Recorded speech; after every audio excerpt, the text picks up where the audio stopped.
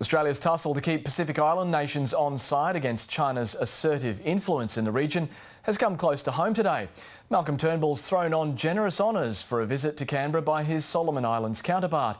The Solomons are getting a high-speed internet link to Australia, but only after the project was wrested away from a Chinese technology company. Here's political editor Andrew Probyn. A visit punctuated by all the diplomatic trimmings.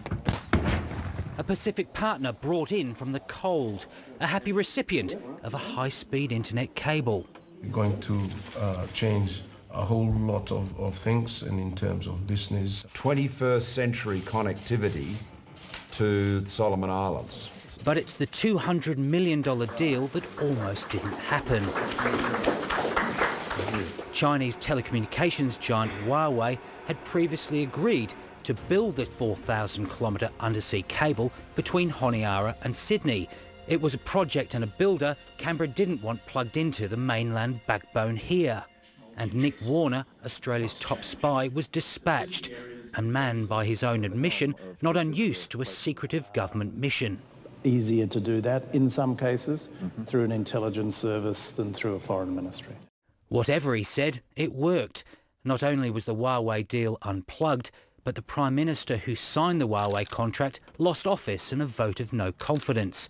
His successor said the Australian offer was too good to refuse. The cost is less, much less for us. Australia is paying 2/3 of the cost. Ensuring that Australian aid provides the support for economic, social development. Australia's intervention in the Solomons is a significant example of how China's soft diplomacy is being combated in the region. Huawei has now been locked out of the NBN, the Solomons cable contract, and likely faces bipartisan opposition to getting a slice of the 5G network, all because of national security concerns. Having thrice been thwarted, the question is whether the company, which has links to the Chinese government, will be listed on a new register of foreign actors.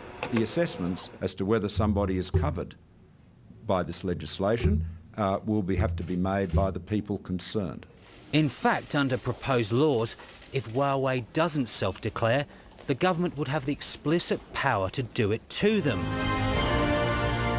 A decision that would formally tag the company an actor for a foreign government. Andrew Probyn, ABC News, Canberra.